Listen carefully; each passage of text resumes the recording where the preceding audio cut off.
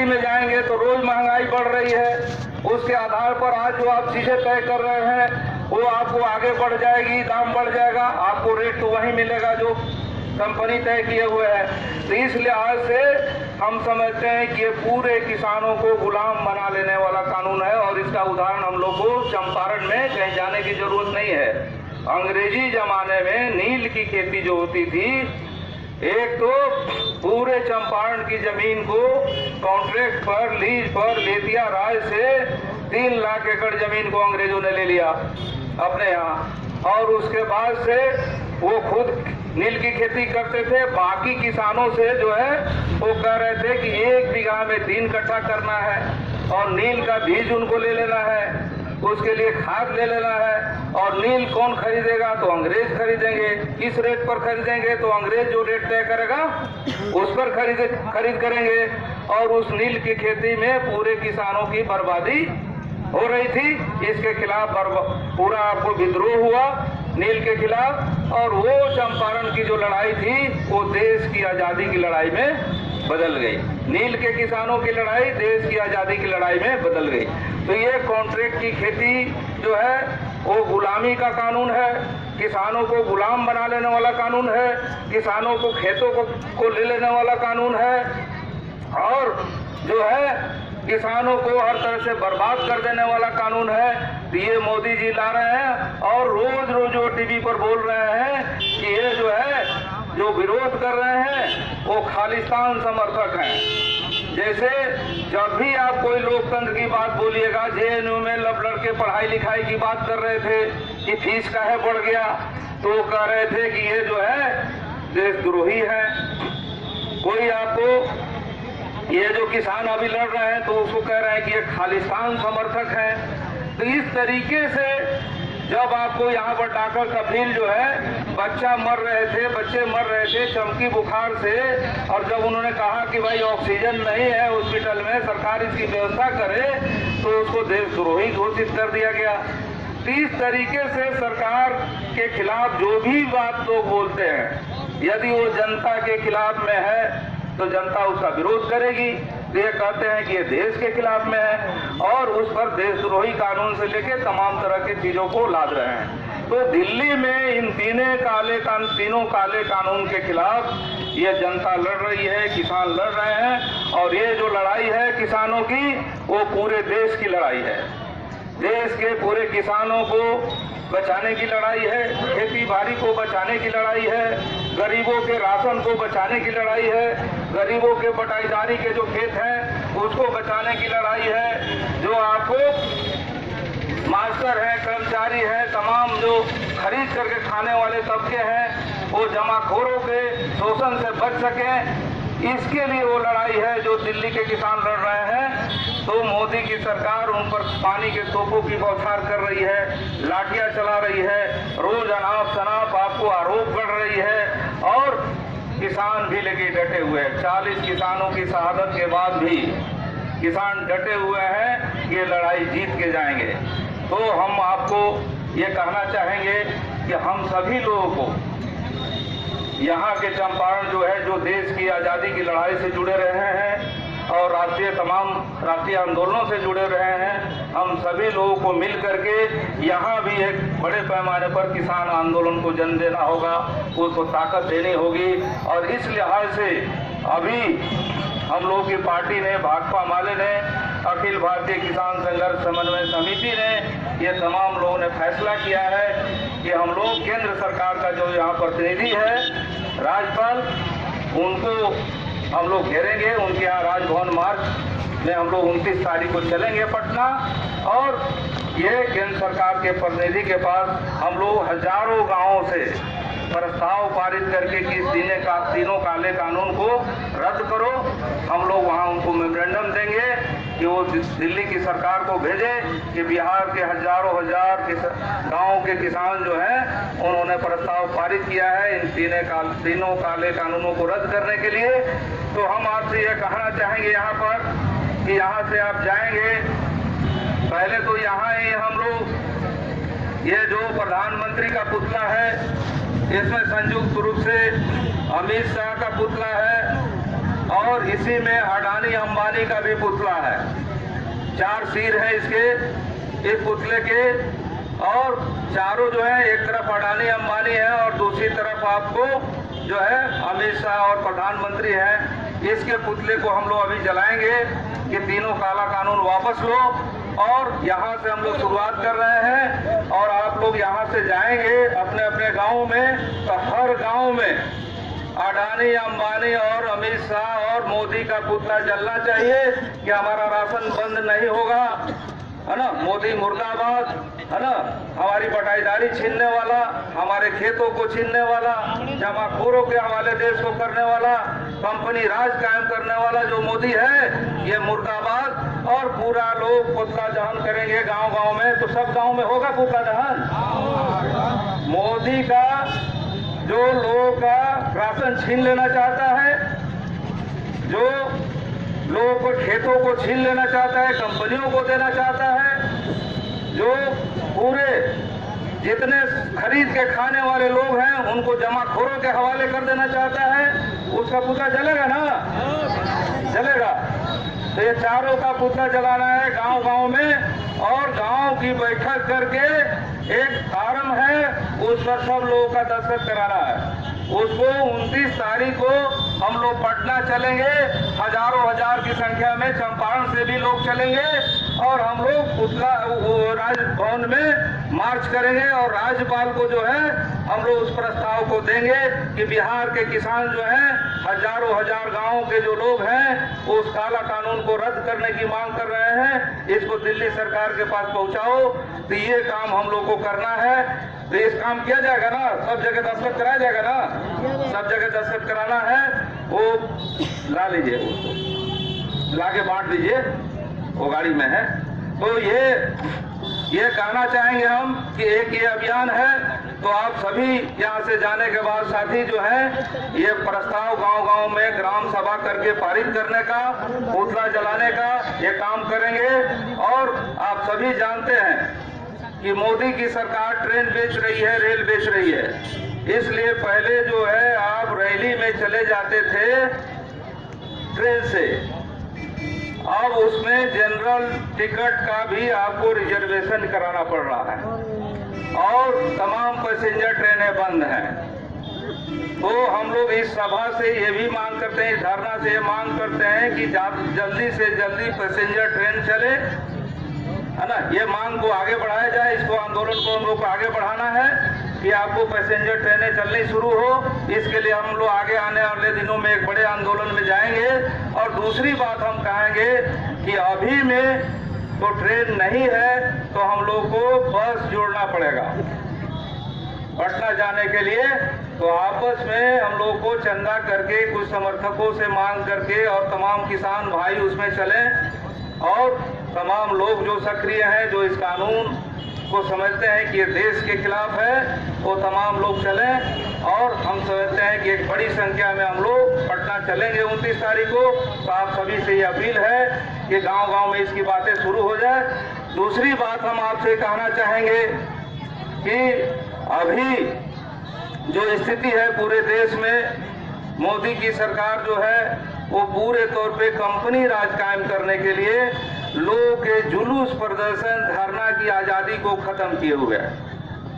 और इसी बीच उसने तमाम तरह के गलत कानून जो जनता पर थोप दिया, जनता पर एक तरह से हमला किया। जैसे मोदी कहते हैं ना कि कोरोना अवसर है, तो कोरोना अवसर है, तो अवसर किसके लिए होता है? कोई अगर जनता संकट में, जनता तो समझ रही है कि हम महामारी में है, कोरोना की महामारी में है, आदमी बीमार हो जा रहा है, मर जा रहा है, तो जनता के लिए तो ये संकट है। तो ये संकट जनता के लिए है, और अवसर कह रहे हैं कि मोदी जो है ये अवसर में इसको बदलो। तो जब दुश्मन संकट में होता है, तो दूसरा दुश्मन जो होता है वो कहता है कि हमारे लिए अवसर है, अभी इस पर हमला करेंगे तब जाकर के हमारा काम होगा। तो मोदी जो है वो जनता को दुश्मन समझ रहे हैं, और वो समझ रहे हैं कि अभी कोरोना महामारी है, लोग कहीं से कहीं जुलूस प्रदर्शन में भी नहीं जाएंगे, एक दूसरे से नहीं सटना है, बहुत तरह के नियम कानून ला दिए गए, जुलूस प्रदर्शन पर रोक लग जानी है। और उसके बाद से उन्होंने काला कानून जो है, किसान विरोधी काला कानून ला दिया कि इसका विरोध नहीं हो, लेकिन किसान नहीं मान रहे हैं। वो ला दिए ये कानून कि 8 घंटे नहीं और 12 घंटे काम को एक दिन माना जाएगा। ये पूरे आदमी की आदमियत को खत्म करने वाला, मानवता को खत्म करने वाला कानून है। जो आदमी 12 घंटे खटेगा वो समाज के लायक रह पाएगा, बोलने बतियाने लायक, कि वो मशीन बन जाएगा। 12 घंटा खट के आएगा तो वो सोएगा, आराम करेगा, खाएगा, फिर सुबह उठ करके काम पर चल लेगा। तो उसको समाज से, दोस्त से, मित्र से, किसी से मतलब नहीं रहेगा। तो ये आदमी को गुलाम बना देने वाला कानून है, इसी में इन्होंने पास किया है। हम आपसे कहना चाहेंगे कि वो स्कूल कॉलेज को भी खत्म कर रहे हैं और कह रहे हैं कि सब स्कूल को प्राइवेट बना दो। और ठीक उसी ढंग से एक उनका प्रस्तावित बिजली बिल है 2020। अभी साथी प्रेम जी है यहाँ, वो कह रहे थे कि हमारे बस्ती की बिजली काट दी गई है। अब आप सोच लीजिए कि मिट्टी तेल नहीं मिल रहा है, सोलर वाला बाजार से धीरे धीरे गायब हो जाएगा जैसे बिजली नियमित हो रही है। और उसके बाद कंपनी जो है वो क्या करती है, बिजली वितरण कंपनी जो है यहाँ पर, वो हर महीने बिजली बिल नहीं देती और वो बढ़ते जाता है, उसका चक्रवृद्धि ब्याज जोड़ते जाते हैं जैसे सूदखोरी वाली कंपनी हो। वो बिजली वितरण की कंपनी नहीं बल्कि सूदखोरी वाली कंपनी बन गई है। और उसी के पक्ष में डंडा बाजना है यहाँ के तमाम प्रशासन को, पुलिस को। और वो अब बिजली काट दे रहा है, लोग अंधेरे में रह रहे हैं। अब उसी में ये कानून ला रहे हैं। एक स्थिति तो ये है, अभी पूरे तौर पे वो प्रस्तावित बिजली बिल जो है वो पास नहीं हुआ है। तब ये स्थिति है कि चंपारण के आपके 50 गांवों में बिजली काट दी गई है। और खास तौर पे गरीबों दलितों को अंधेरा में ये मोदी सरकार, नीतीश सरकार यहाँ पर रख रही है। और 2020 का जो बिजली बिल है वो पारित करने में उनका ये है कि पहले था कि गांव की जो बिजली है, किसानों की बिजली है, घरेलू बिजली है, घर में आपको जलाने के लिए जो बिजली है उसका पैसा कम लगेगा, दुकान में ज्यादा पैसा लगेगा, उद्योगपतियों का ज्यादा पैसा लगेगा। अब मोदी कह रहे हैं ना कि सबका रेट एक के लगेगा, चाहे वो घर में जलाइए और चाहे उससे कमाइए। तो कमाने वाले लोगों के लिए तो ठीक है, तो बिजली से कमाएंगे, उत्पादन करेंगे, अपना दौरी दुकान चलाते हैं। लेकिन जो घर के लिए बिजली है वो तो पहले से सस्ती थी, अब वो कह रहे हैं एक ही रेट रहेगा और दूसरा वो 3 गुना दाम में भी होगा। पूरी बिजली का वो निजीकरण की बात उस बिल में कर रहे हैं कि अब कोई सरकारी बिजली नहीं बनेगी, सब पूंजीपति बनाएगा, मनमाना दाम में बेचेगा।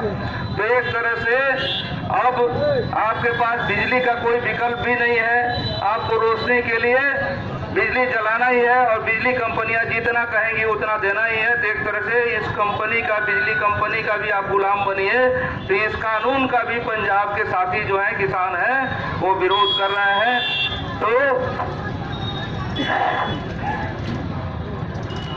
तो हम ये कहना चाहेंगे कि लोकतंत्र को खत्म करके, संविधान को खत्म करके, लोग की बोलने की आजादी को खत्म करके, जुलूस प्रदर्शन धरना की आजादी को खत्म करके मोदी की जो सरकार है वो जबरदस्ती किसानों पर तरह तरह के कानून थोप रही है। इसके खिलाफ पूरा देश आज लड़ रहा है। और हिंदुस्तान में जो है कंपनी राज के खिलाफ भारत की जनता जब लड़ रही थी तो आरएसएस उस समय क्या कर रहा था? आरएसएस अंग्रेजों के पक्ष में था, अंग्रेजी कंपनियों के पक्ष में था जब देश की आजादी की लड़ाई लड़ी जा रही थी। और आज उन्हीं के हाथ में राज चला गया है। तो वो जो है आज वो उन्हीं कंपनियों के लिए तमाम काम कर रहे हैं। वो हमारे खेत को छीन लेना चाहते हैं, वो हमारे मेहनत को कब्जा कर लेना चाहते हैं, हमको हमारी बोलने की आजादी को खत्म कर रहे हैं। तो ये तमाम काम कर रहे हैं और ये फासिस्ट राज है, जनता पर जुल्म का राज है, कंपनियों का राज है। वो नफरत फैलाने का काम कर रहे हैं और इसी आधार पर वो सोचते हैं कि हमारा हुकूमत चलते रहेगा। लेकिन ये हुकूमत ज्यादा दिन अब नहीं चलेगा। इस लिहाज से हम आपसे ये कहना चाहेंगे, इस धरना में जो साथी शामिल हैं, कि हम लोग को गांव-गांव में जो नफरत की राजनीति होती है, कि कहीं कहा जाता है कि जादव सब बहुत बदमाश है, एंटी जादव ध्रुवीकरण, तो कहीं किया जाता है एंटी मुस्लिम ध्रुवीकरण। तो कहीं कह देंगे कि एंटी थारू ध्रुवीकरण।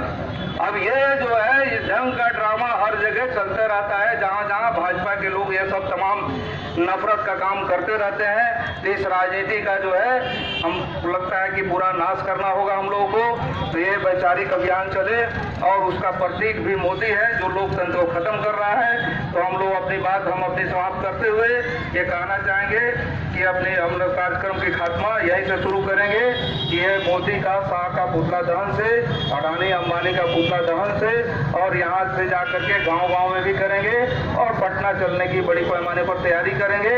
और साथ ही हम लोग जो यहाँ लोगों के घर बनाने हैं तो 1 सप्ताह का समय सीएम साहब ने दिया है कि हम उस पर कार्रवाई करते हैं, देखते हैं। 1 सप्ताह हम लोग इंतजार करेंगे और उसके बाद से उस जमीन पर पुनः आपका घर बनेगा। आप उसकी तैयारी में अभी से लग जाएं और तमाम आपको उस जमीन पर लोगों का घर बनाया जाएगा। इस तैयारी में आप आगे बढ़ें। इन्हीं बातों के साथ हम अपनी बात समाप्त करते हैं। इनकलाब जिंदाबाद, भाकपा माले जिंदाबाद। अभी 10 बीघा 5 बीघा वाले लोग किसान अपने यहाँ क्या करते हैं, वो लोगों को अपने हाथ से खेती नहीं करना है तो बटाई देते हैं। अब वो कह रहे हैं कि अब वो बटाईदारों को देने की जरूरत नहीं है, अब आपका खेत जो है बड़ी बड़ी कंपनियां ले लेंगे ठेका पर। मैंने आप बटाईदारों को देने के बदले में बड़ी कंपनियों को दे दीजिए, और बड़ी कंपनियां जो है वो आपका खेत एक बार जब ले लेंगी तो आपका उनका 1000, 2000, 5000 एकड़ का जब फार्म बन जाएगा तो उसमें से कोई किसान चाह करके भी नहीं निकल सकता है। तो किसानों की जमीन को हड़प लेने का कानून, और फिर उसी में कॉन्ट्रैक्ट की खेती के कानून में एक पहलू ये भी है कि आपको कहा जाएगा कि आप 10 साल के लिए हमको मर्चा का धान दीजिए, इस रेट से हम खरीदेंगे, इतना पैसा आप हमसे ले लीजिए। खेत की जोताई का, खाद का, बीज का ये पैसा लेकर के है जो 21 सितंबर को घटित हुई। महादेवा, हरनाटाड़ महादेवा के पास कलवरनिया डी गांव में कई सालों से 107 गरीब परिवार बसे हुए थे। जमीन गैरमजरूआ थी और वहां भूमाफियाओं ने, दबंग लोगों ने थाना को मेल में लेकर के, अंचल प्रशासन को मेल में लेकर के और वहां गरीबों के घरों में लूटपाट मचाया। 2 गरीबों के घरों को आग लगा दिया गया, बाकी घरों को तहस नहस करके और 16 ट्रैक्टरों पर लाद करके और उसके साक्ष्य को भी मिटा देने की कोशिश हुई।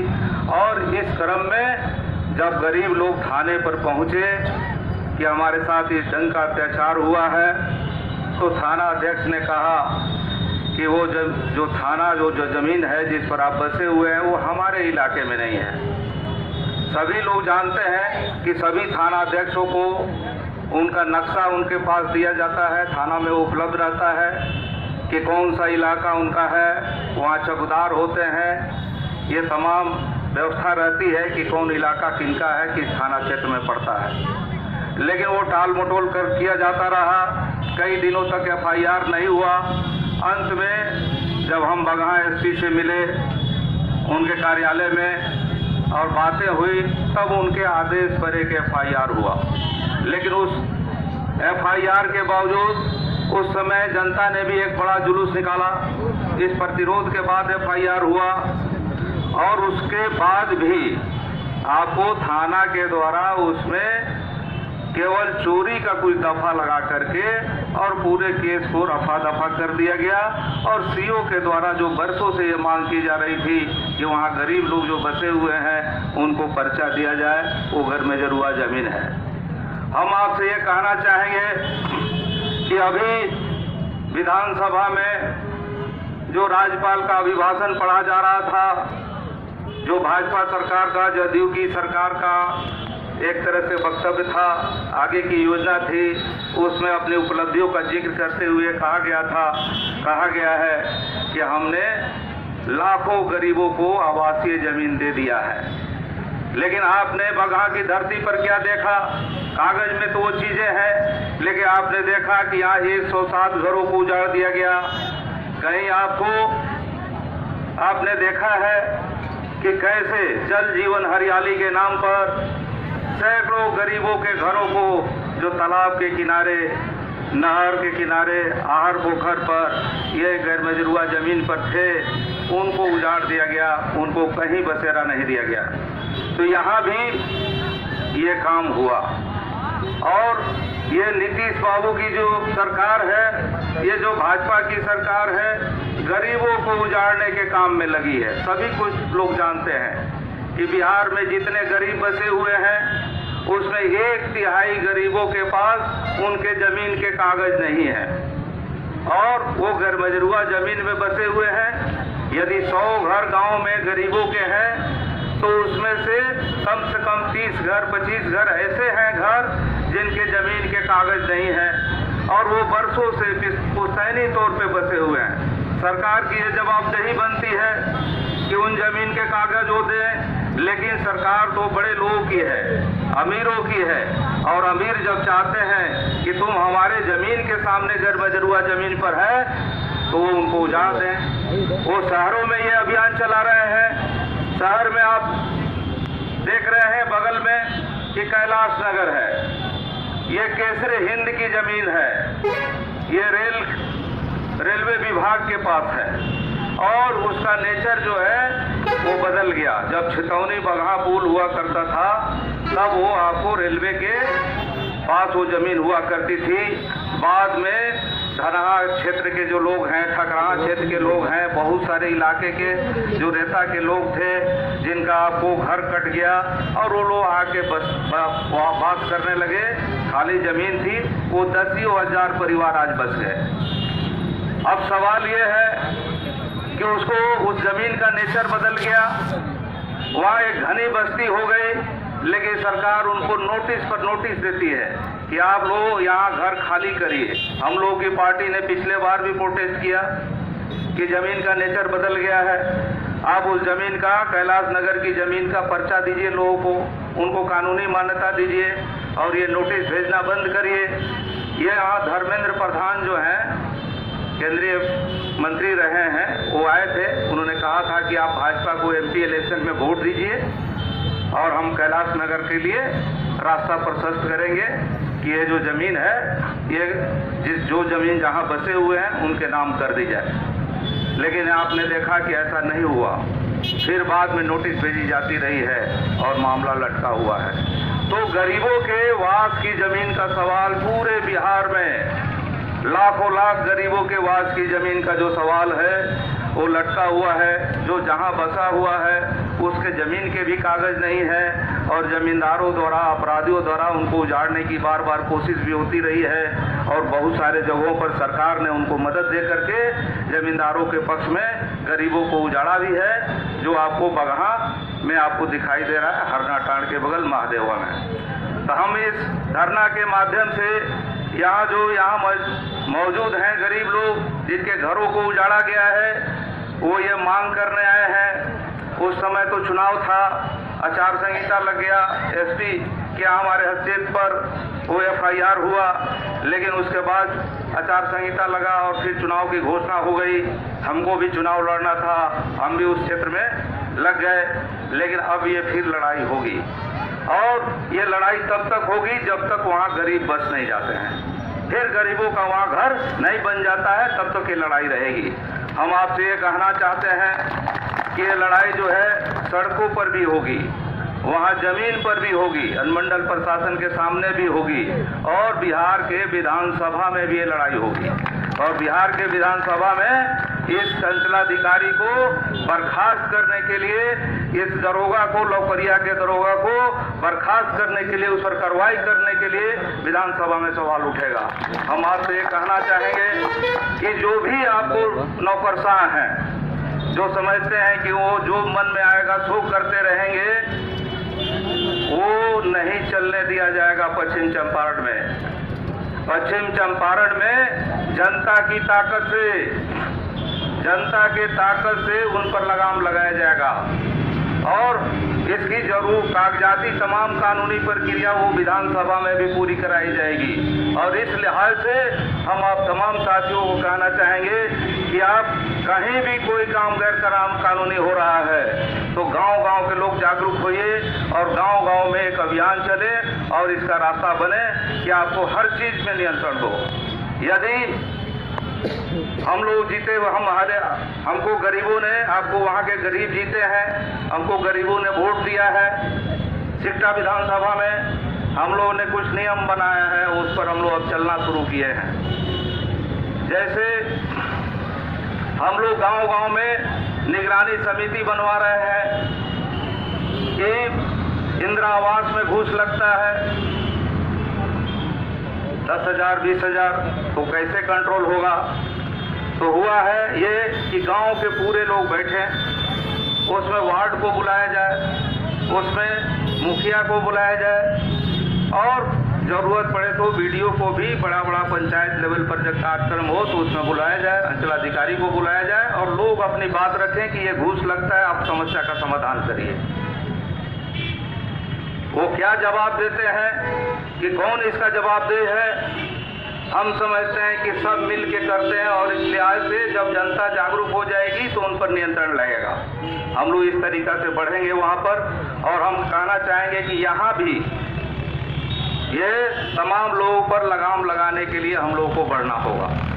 तो ये हर क्षेत्र में ये आज जरूरी है कि जनता की सक्रियता बढ़ेगी, जन आंदोलन बढ़ेगा, तब जाके रास्ता बनेगा।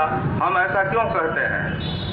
आप सभी जानते हैं कि जो बिहार की विधानसभा है वो अपने समाज से अलग की कोई विधानसभा नहीं है। बिहार की जो विधानसभा है वो बिहार के समाज का आईना है। जो समाज में है वही बिहार विधानसभा में दिखता है। यदि समाज में गुंडों का, अपराधियों का, माफियाओं का, जमींदारों का, अफसरों का, पुलिस का वर्चस्व है तो आपको विधानसभा में उन्हीं के लायक आदमी जीत के गए हुए हैं और ज़्यादा संख्या उन्हीं की है। हम आपसे कहना चाहेंगे तब आपको क्या करना होगा कि वो विधानसभा भी सही ढंग से काम करे, जनता के पक्ष में काम करे, कोई नेता सही ढंग से काम करे। तो इसके लिए करना होगा कि समाज में जो ये वर्चस्व है अपराधियों का, माफियाओं का, जमींदारों का, पुलिस का, लुटेरों का, प्रशासन का जो है, उसके खिलाफ जो लड़ने वाली ताकत है उसको आप वोट करेंगे तब जाके आपको जनता की ताकत बढ़ेगी और तब आपको विधानसभा भी जनता के लिए काम करेगी, विधायक भी जनता के लिए काम करेगा। तो सिक्टा के लोगों ने तो ये काम कर दिया है, अब उनके हिसाब से वहाँ काम होगा। लेकिन यहाँ भी आपको ये काम करना होगा कि समाज में आपको लड़ करके कि यहाँ जमींदारों का राज नहीं चलेगा, या माफियाओं का राज नहीं चलेगा, भ्रष्ट अफसरों का राज नहीं चलेगा, भ्रष्ट पुलिस पदाधिकारियों का राज नहीं चलेगा। जनता जैसा चाहेगी वैसा होगा और इसके लिए जनता को खड़ा होना है।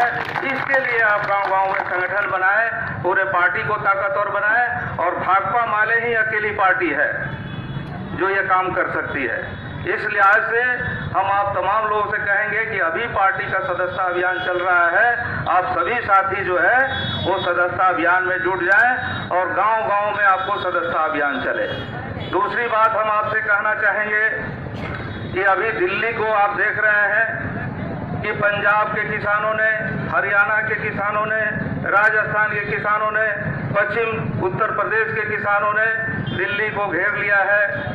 और हम आपसे कहना चाहेंगे कि ये दिल्ली एक बार और घिरी थी, वो 1857 में, वो भी आपको किसान घेरे हुए थे, जिसको सिपाही विद्रोह कहा जाता है। और देश की आज़ादी की लड़ाई में 1857 का जो विद्रोह है वो बहुत ही आपको कारगर विद्रोह था, जहां से आज़ादी की लड़ाई की शुरुआत हुई थी, पहली लड़ाई थी। तो उसमें जो है अंग्रेजों का राज खत्म करने के लिए, कंपनी का राज खत्म करने के लिए हिंदुस्तान के किसान जो थे, जो उस समय सेना में थे, वो तमाम लोग बगावत करके और दिल्ली को घेरे हुए थे। हम आपसे ये कहना चाहेंगे कि आज वही स्थिति आ गई है। दिल्ली में कंपनियों का जो सरदार है, ये मोदी, नरेंद्र मोदी जो प्रधानमंत्री के पद पर है, वो कंपनियों का सरदार है, वो दिल्ली में रहता है।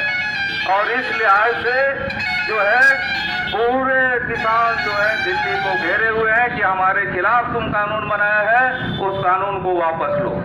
और वो किसानों के खिलाफ 3 काला कानून बनाया है संसद में। लोगों ने वोट दे दिया हिंदू मुसलमान के आधार पर, और वो किसानों के खिलाफ ही युद्ध छेड़ दिए हुए है।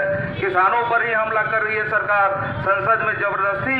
आप सभी जानते होंगे, जो टीवी देखे होंगे, कि राज्यसभा में जबरदस्ती पास करके, राज्यसभा में वहाँ कोई वोटिंग नहीं हो पाया और जबरदस्ती ताली बजा के हुल्लड़बाजी करके और वो कानून को पास करा दिया। तो ये हम कहना चाहेंगे कि वो तीनों काले कानून के खिलाफ पूरे देश के लोग लगे हुए हैं, लड़ रहे हैं, और यहाँ के भी लोग लड़ रहे हैं। और इसमें अब कह रहे हैं, मोदी रोज रोज बोल रहे हैं टीवी पर, भाजपा के नेता अमरिंदर सिंह जो है, वो यहाँ के कृषि मंत्री हैं, वो कह रहे हैं बिहार के किसान दलाल हैं। आप सोच लीजिए, जो लोग किसान का बिल का विरोध कर रहे हैं वो कह रहे हैं कि दलाल है, यहाँ के किसान दलाल हैं। और इस लिहाज से हम ये कहना चाहेंगे कि ये तीनों कानून कौन सा है, ये थोड़ा हम लोग भी समझ लें। यहाँ साथियों के बीच हम थोड़ी बात रख देना चाहेंगे। आप सभी टीवी के माध्यम से, अखबार के माध्यम से आप सभी जानते हैं, लेकिन हम ये कहना चाहेंगे कि ये तीनों जो काला कानून है, वो तीनों काला कानून जो है, उसके बारे में एक कानून जो है वो कह रहा है कि अब यहाँ हिंदुस्तान में जो है खेती बाड़ी वाली कोई मंडी नहीं होगी। और उसका मतलब ये है, खेती बाड़ी की जो फसल जो लोग उत्पादन करते हैं, धान है, गेहूं है, दाल है, जो भी चीज पैदा होता है, उसके लिए पंजाब में, हरियाणा में जो है वो मंडी है, कृषि बाजार है। लोग वहाँ बेचते हैं और किसानों को जो सरकार न्यूनतम समर्थन मूल्य तय करती है, उस पर उनका सामान बिकता है।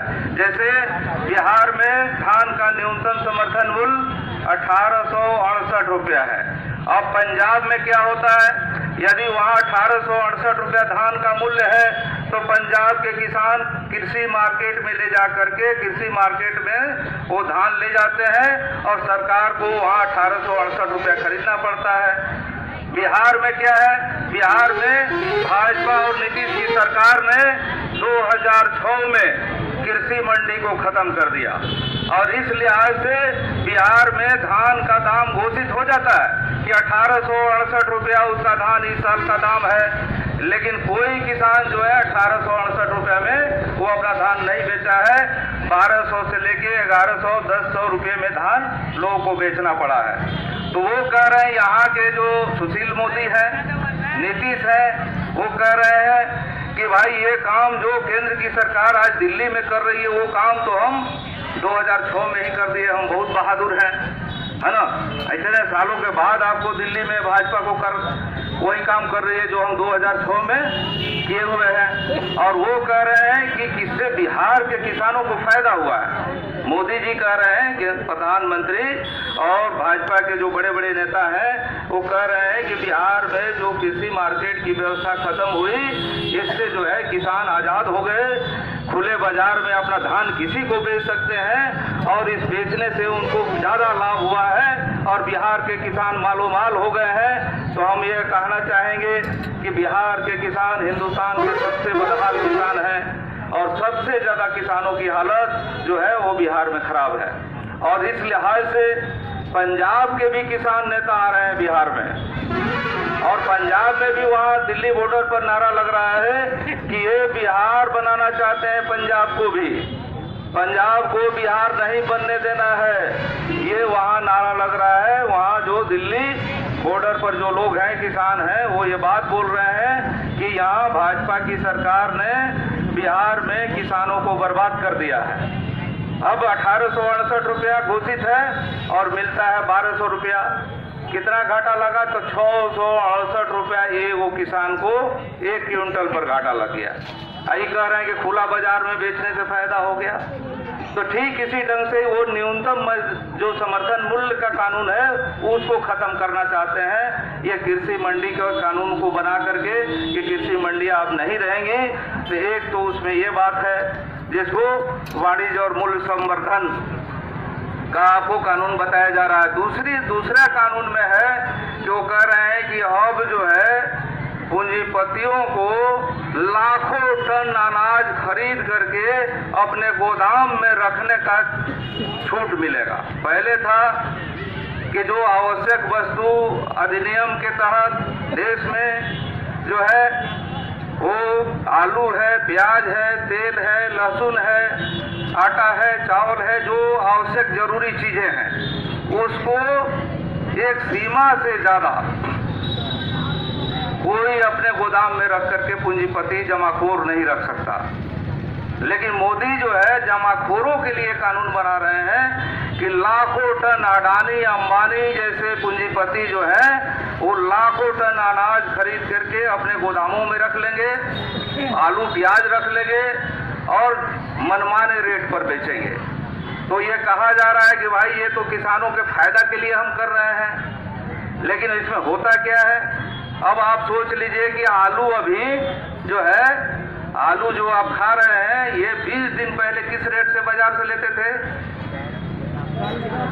50 रुपया। अभी क्या किस रेट से ले रहे हैं? 20-25। तो आलू वही है, अब अभी आपको मिल रहा है 20-25 में। चूंकि कुछ जगहों पर किसानों का आलू आ गया तो हो गया आपको 20-25। नहीं तो पूंजीपति लोग स्टॉक करके उसको कितना में बेच रहा था? 50 रुपए में। अब मोदी उन्हीं जमाखोरों के लिए ये कानून बना रहे हैं कि लाखों टन खरीद के रख लो। आलू प्याज से लेके सरसों तेल से लेके, सरसों तेल का भी दाम बढ़ गया, वो आपको 110 रुपए था तो वो हो गया है 140। तो ये एक स्थिति बनाए हुए हैं, वो कह रहे हैं कि जमाखोरों का पूरा लूट राज बनाने के लिए मोदी ने एक कानून बना दिया। वो कह रहे हैं कि इससे किसान फायदेमंद हो गए। अब आप बताइए कि क्या किसानों का अब आलू हो गया तो वो 50 रुपए बेच रहे हैं अभी? वो तो पूंजीपति लोग जो स्टॉक करके रखा उसको बेचा, किसान का हो गया तो फिर 25 रुपया हो गया, हिसाब किताब लग गया। तो ये इस तरीके से जमाखोरी का कानून जो है वो बना रहे हैं, और इसमें जो है अडानी अंबानी का जो गोदाम बन रहा है वो लाखों लाख टन का आपको गोदाम बन रहा है, जो आपको भारत में आज तक नहीं हुआ। इसके अलावा वो कह रहे हैं कि जब सीधे तौर पे कंपनियां खरीदेंगी अनाज तो एफसीआई के लिए, एफसीआई के गोदामों में वो अनाज नहीं खरीदा जाएगा सरकारी तौर पे। और जब सरकार नहीं खरीदेगी अनाज, पूरे पूंजीपतियों का ही गोदाम केवल रहेगा, वही खरीदेंगे, तो आपको राशन कैसे मिलेगा? तो सरकार कहेगी, सरकार ने तैयारी कर लिया है कि अब आपका खाता से जुड़ गया, आधार से जुड़ गया राशन कार्ड, वो कहेगी कि सरकार की आपका पैसा जो है अनाज का वो खाता में भेज दिया गया। अब खाता में जब आपका पैसा भेजा जाएगा तो उतना ही पैसा में क्या आपको बाजार में उतना अनाज मिलेगा? जितना खाता में पैसा आएगा उतना में मिल जाएगा? क्या लगता है मिल जाएगा? नहीं मिलेगा। तो ये किसको फायदा पहुंचाने के लिए किया गया? ये सीधे तौर पे लुटेरों के पक्ष में ये कानून है, राशन बंद कर दिया जाएगा। तो ये दूसरा कानून है जमाखोरी को बढ़ाने वाला कानून जो मोदी ये ला रहे हैं। और तीसरा जो कानून उनका है वो तीसरा कानून है कॉन्ट्रैक्ट पर खेती का, ठेका पर खेती का। अभी 10 कैडर और माता एवं बहनों सब किसी को मैं भाकपा माले की तरफ से क्रांतिकारी अभिवादन करता हूँ। दोस्तों, ये जब से भाजपा जदयू की सरकार बिहार में चल रही है तब से सामंती सांप्रदायिक फांसीवादी ताकतें अपना जोर शोर लगा करके और देश के गरीबों और किसानों पर पुरजोर हमला कर दिया है। आज पूरा देश बर्बादी के कगार पर है। बिहार में अभी ये बगहादुर के अंचल के ये जो है घटना है जंगल में के, उसका नाम है कलवर्निया डी। उस पर से उस पर बसे हुए 105 घर को भाजपा गुंडा और अपराधियों के द्वारा उजाड़ दिया गया। उनके घर में आग लगा दी गई और उनके जो सामान था उसमें सब लूटपाट कर लिया गया। उसके बाद में लौकरिया के थाना अध्यक्ष और ये बगहादू के अंचलाधिकारी और प्रशासन के मिली भगत से 105 घरों की जो दलित महादलित जिनके ये डबल इंजन की सरकार नीतीश बाबू की जो है बहुत आओ भगत कर रही है, बहुत तारीफ कर रही है कि हम दलित महादलित आदिवासियों के पक्ष में काम कर रहे हैं। और यही की घटना है जिसमें 105 घर को उजाड़ दिया गया, उनको बेरहमी के साथ पीटा गया और उनके सामान को लूट लिया गया और पुलिस प्रशासन दर्शक बनी रही और उनको आज तक उन भाजपा अपराधियों पर न मुकदमा हुआ, न FIR हुआ, न उसमें से अपराधियों में से किसी की गिरफ्तारी हुई। ये हमारी देश की, हमारे बिहार की डबल इंजन की नीतीश बाबू की सरकार है और उनकी ये प्रशासन है, पदाधिकारी है। ये सोचने की बात है। अब देश में क्रांतिकारी युद्ध की जरूरत है और उसमें घर घर से हर जनता को खड़ा होना होगा। अभी देख रहे हैं कि केंद्र शासित नरेंद्र मोदी की सरकार केंद्र में ये कृषि 3 कानून काला लाए हैं जिसके लिए आज 27 दिनों से किसान जो है रोडों पर मर रहे हैं और उन पर लाठियां और पानी, ये ठंडी के मौसम में उन पर पानी की बौछारें चलाई जा रही है, उन पर लाठी डंडा गिराया जा रहा है और आंदोलनकारी रोड पर मर रहे हैं। लेकिन ये लोग, इनको जनता और देश से कोई मतलब नहीं है और ये लोग अपना रंगलिया मना रहे हैं। मैं ये कहना चाहूँगा कि आप लोग अब घर घर से खड़ा होना होगा और देश में किसानों को खड़ा होना होगा, गरीबों को खड़ा होना होगा और इस आंदोलन को तीखा और करना होगा। और जब तक तीखा नहीं करेंगे तो किसान गरीबों की देश में कल्याण नहीं है। इसी के साथ मैं अपने बात पर विराम करता हूँ। इनकलाब जिंदाबाद, भाकपा माले जिंदाबाद।